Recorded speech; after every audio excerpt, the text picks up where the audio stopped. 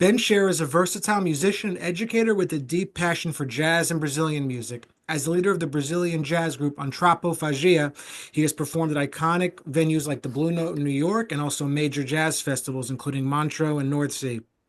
With recording credits alongside industry legends, Ben's artistry blends technical mastery with creative expression.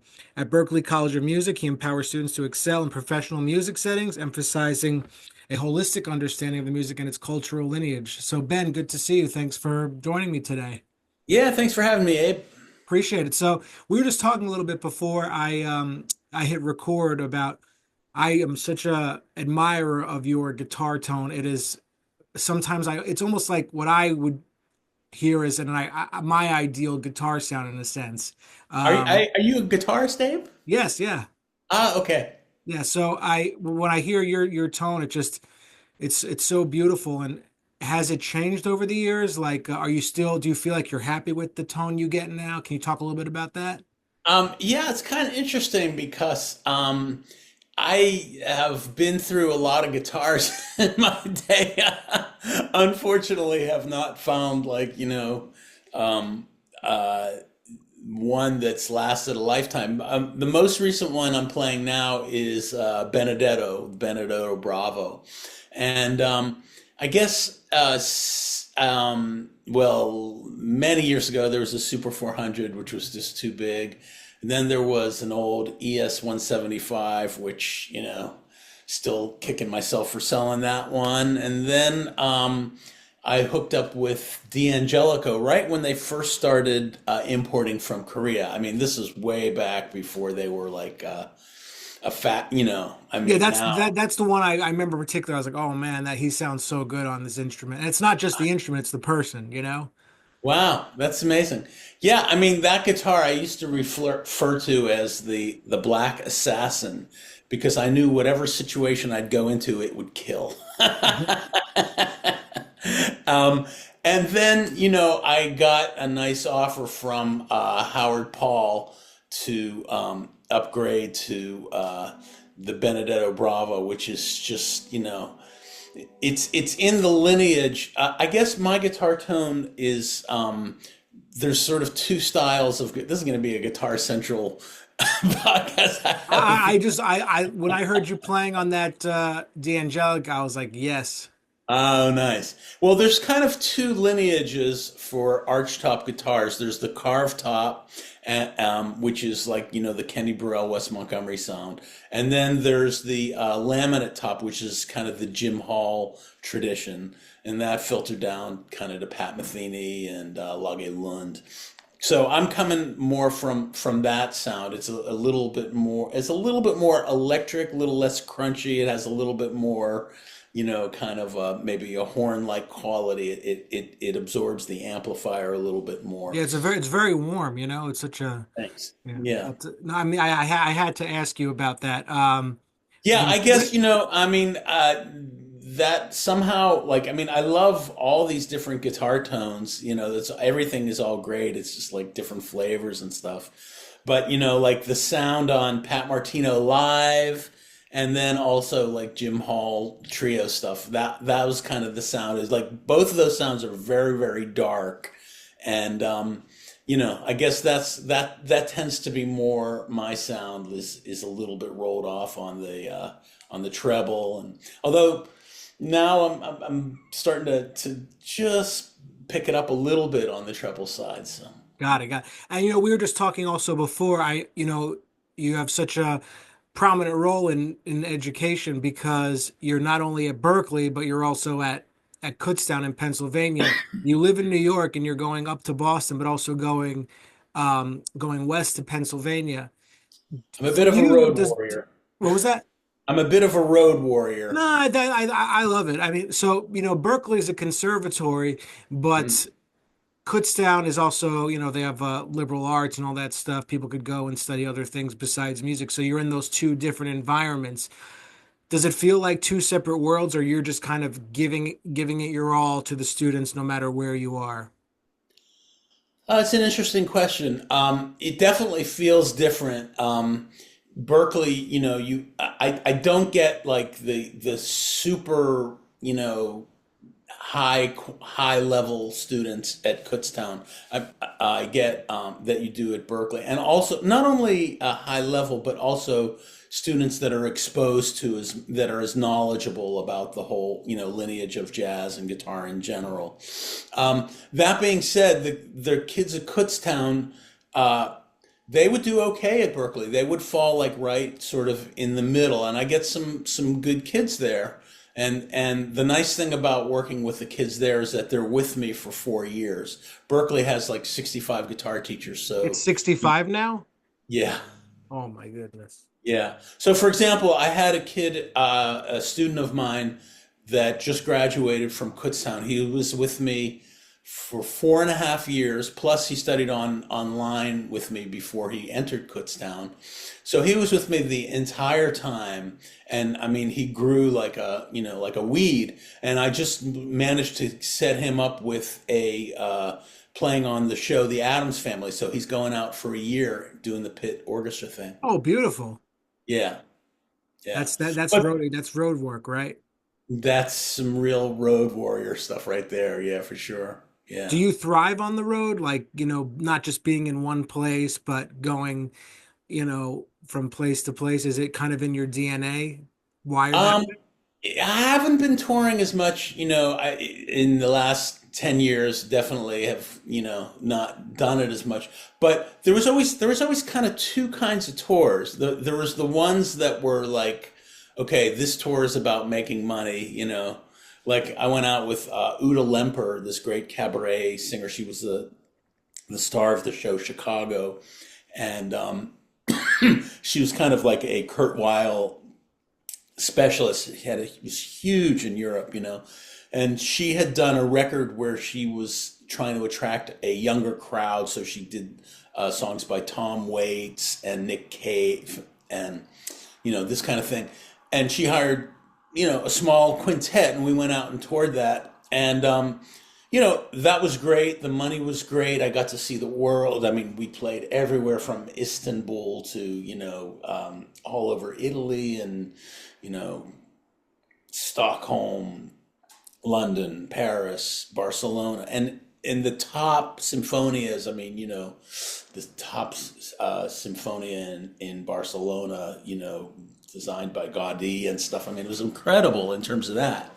But playing wise, it's the other kind of tour that are the real fun ones. We do like I had the first tour I did. I had just recorded my first record, Handprints, and this was pre-internet. So I met with a bass player from Vienna, Peter Herbert. He's a really great bass player at the time. We sat down over a coffee in the East Village. I said, Peter, man, can you help me,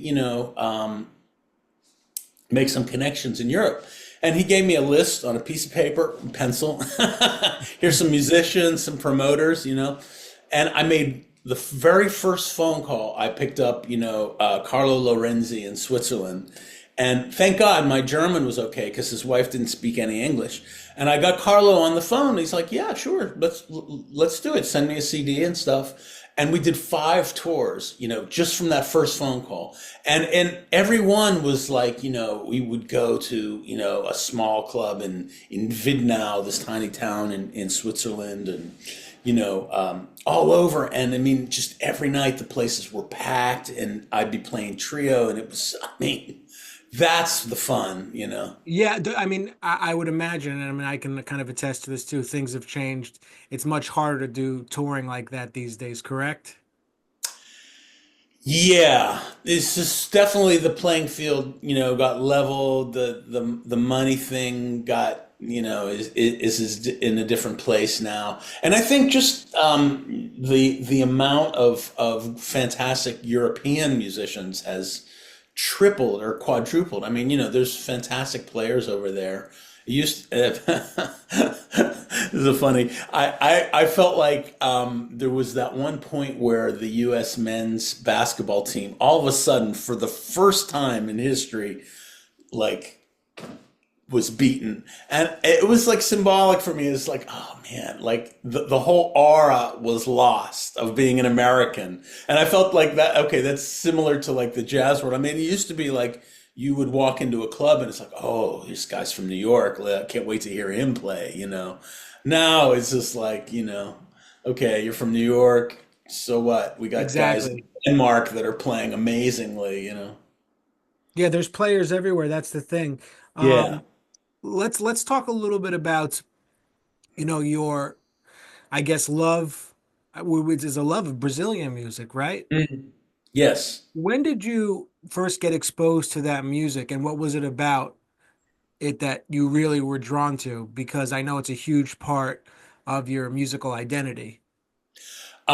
Yeah, well, I had been teaching at a school called the Drummers Collective, where In the city, yeah, yeah. yeah, yeah, it was kind of like world approach. So I was already kind of, I had the opportunity to play with drummers from all the different traditions, you know, Afro-Cuban, Frankie Malabe, and New Orleans, Ricky Sebastian, Brazilian. Did you ever work with teaching there with Chris Lassinac by any chance? I don't know if you know, he was like a New Orleans type drummer. I know he was teaching there for a bit. No, I don't know him. Ricky Sebastian was the guy when I was there. This was early on. It was like Marvin Smitty Smith and Oh, okay, okay. yeah, yeah.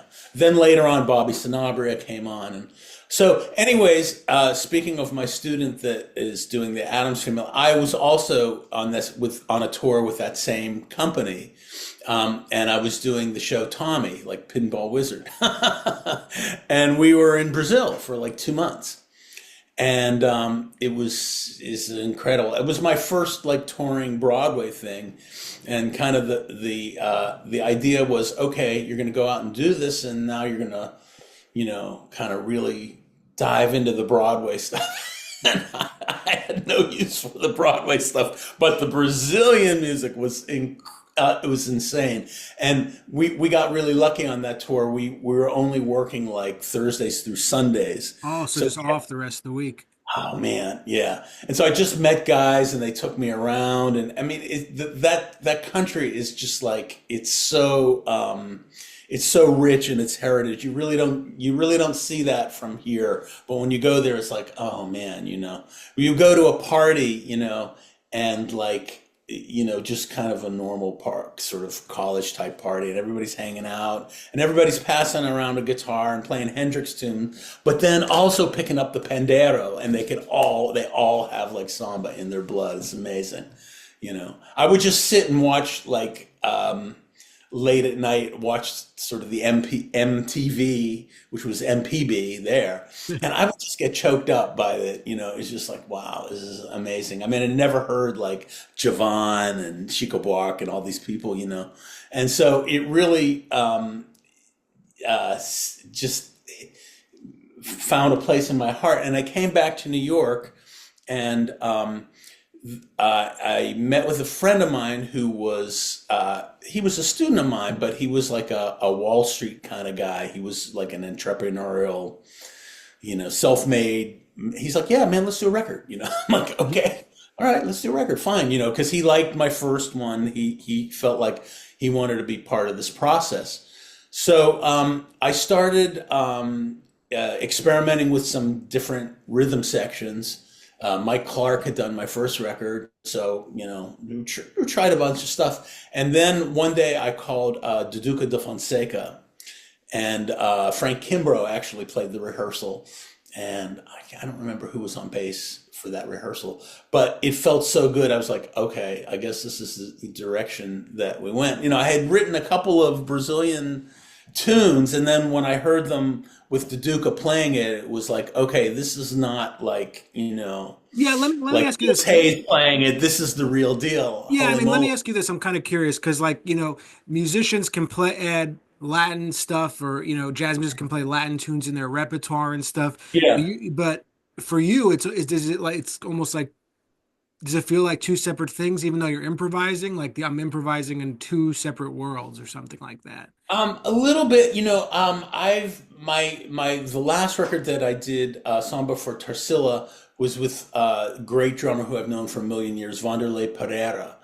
And Vanderlei is, I mean, he's just this legendary guy. He's a blind Brazilian drummer living in New York, and he's still at it, and he's still cooking, And somehow we stumbled into some good fortune, and we've just been working like pretty much consistently since that record went out, like a couple times a month we're playing. And it's just, the samba thing, just it feels different with him. I mean, it's just like, okay. It depends on who I you're mean, playing that we music with. almost, I really, I almost feel like I've, now at this point, we've almost kind of like created this language together. It's just like a particular way where I can feel where how I pull on the time.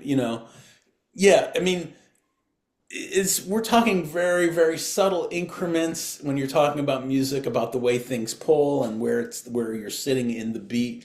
And Wanderley's thing is like, it feels like you're on a horse that you almost have to pull back. And you have to you have to learn how to do that. It's kind of like your responsibility as the soloist to kind of pull it back in a little bit. It's that kind of thing. You're You not know, just playing your jazz vocabulary, but you really have to think about where the rhythm is, like very consciously to feel that or way. you don't really think about it. It's just you start to feel like it starts to feel right. Like how you start to feel him pull, and then okay, I know how to like kind of pull, like pulling back on the horse a little. It's feeling really special to play now No, with him. that's so cool to think about it like that. Yeah, yeah. I So mean, the last gig, well, I went out on. I worked with a couple Vonderlei, or the I don't know, Vonderlei wasn't available or something, so I went a different direction and just worked with some like really great jazz guys, and that felt good too. I mean, that was totally cool. It's just different. In a sense, maybe like. Now it's taking me a minute to find my identity playing straight ahead. Like I'm not really sure exactly where I want to. I mean, I can play it. I can play the changes, and it's not a that I'm incompetent at it. I'm not really exactly sure what my personality is on straight ahead stuff. I have to spend some you time got the at tone. You play some dangerous stuff. it. Thanks, appreciate it. Um, you know, you've had this success in being an educator for a very long time, and you've gotten a chance to tour the world and play the music you love. But if you were looking back now and could give advice to your younger self, do you think you would tell yourself something, or maybe you would just let it be the way it was and your path was okay? Um, huh. That's an interesting uh, question you have to reflect on. That's why I call it the rabbit hole sessions. um, maybe like it kind of gets into an area that I maybe would like to share, like for younger players and stuff. Um, the music world feels very competitive, and it is. I mean, it really is. Um, but if you get too hung up on concentrating on oh, this is me and I play better. I can do this and I play better than this guy. It's kind of going to be a recipe for being unhappy Yeah, because I was like that for 20 years. So not anymore though. I've changed very much so. So yeah, yeah. And if you can kind of, think of it in this Buddhist way, it's like no, you're part of something. If so and so plays great on a gig, and you're supporting that, you're a part of that experience. And compare is despair. So yeah, so we're all just in this world trying to play the music we love at the end of the day. yeah, But I yeah. also think too, I mean, talking to you now, you seem like a really nice person, and you've had the longevity in your career and everything. So you talk about this, I can't be competing. Were you like that when you were younger, and it was something that kind of evolved as you matured, or have you just kind of always been been. I think there was a point. I mean, I was never, harsh critically of anybody, but I think there was a point where I put myself under an extreme amount of pressure. Mhm. You know, like I was like, all right, you've gotten this far. Now you need to be able to do this. You need to be able to, play not only like West, but you need to be able to play like Paco de Lucia. You know what I mean? You need to be able to have like, Yamandu Koshta finger style stuff, and that created a lot of tension in me, which is still still taking a lot of time for me to undo. So I'm just here. I am, I'm in my 60s, and I feel like I'm still fine. I'm still learning like this lesson. No, you have such a great spirit. It's just, I'm 37, so I hope that when I'm in my 60s, God willing, I'm gonna be have that outlook. So it's something that, no, I definitely admire, like, and look up to. So I enjoy hearing you talk about it. Did you say, it's kind of like a Buddhist thing when you said we're all part of something, or did I miss? Yeah, yeah, yeah. I mean that comes from like Buddhist teaching, where to be happy, if you're focusing just on yourself, you're going to be sad. You're going to experience pain at some point. It's just kind of the way of the world. Do But if you you do you read Buddhist texts and study it, or have in the past? Yeah, it's kind of a new thing in the last 6 months. I've just found a nice Buddhist community in Brooklyn, and Beautiful. yeah, it's not. It's this. It's called the Kadampa Buddhist Center, so it's different than the Nam Myoho, which a lot of the jazz musicians. I mean, nothing against that. It's just not my No, not my. I understand. And I've read a lot of books, countless books by this Buddhist monk, Thich Nhat Hanh. I'm not sure you may have heard his name. He wrote some great books about being present and happiness, and it's just great stuff that you know Nice. very Yeah. much relatable to the things you're talking about. So I Yeah. and you're being honest about it now, and it's great to hear. So where can everybody find your website and social media, all that stuff? Can you let us know where you'll Ben Sher guitarist. Mhm. I actually just am working with the social media coach, so I just put up my Linktree site, and we're playing now at the Rockaway Hotel, which is out on by the beach. We're playing there like once a month. We're playing there next week, so that'll be up. Is And that near Long Beach, kind of like, or? not far, not far. Long Beach is like the next town east. That's in Long Island. Rockaway is still in Brooklyn. Yeah, no, I'm gonna have to the Rockaway Hotel.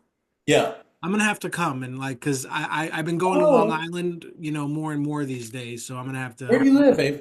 I live in New Jersey, Oh, okay. but I have family in Long Island. So now this gives me a reason to go and hear some. There you go. Okay, I'll text you, with the Yeah, details. definitely. This has been great. I'd love to stay and talk to you. We'll have to do it again.